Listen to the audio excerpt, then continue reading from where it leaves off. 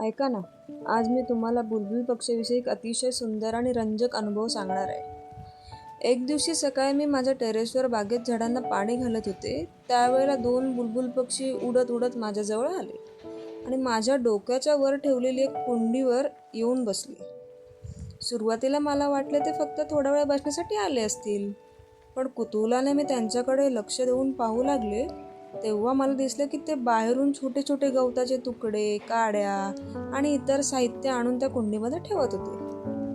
खरं तर ते त्यांचं घरटं बांधत होते आणि काही वेळातच त्यांनी सुंदर आणि सुरक्षित असं घरटं तयार केलं.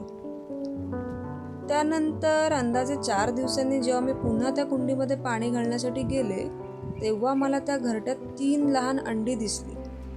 बुलबुल पक्ष्याने अतिशय काळजीपूर्वक त्या अंड्याचे संरक्षण केले होते. साधारण 15 दिवसानंतर ती 3ही अंडी फुटली आणि त्यातून 3 गोंडस पिल्लांचा जन्म झाला. आई आणि बाबा म्हणजेच बुलबुल दिवसभर पिल्लांसाठी अन्न आणत होते आणि त्यांची काळजीही घेत होते. पिल्लं जशी जशी मोठी होत गेली तसतशी त्यांना उडण्याची धडेही मिळू लागले. 3ऱ्या दिवशी 2 पिल्लांनी घरटं सोडलं आणि आपल्या आईवडिलांसोबत म्हणजेच बुलबुलसोबत उडून गेले. त्यानंतर 4थ्या दिवशी उरलेलं शेवटचं पिल्लू देखील आईवडिलांसोबत घरट्याबाहेर पडले.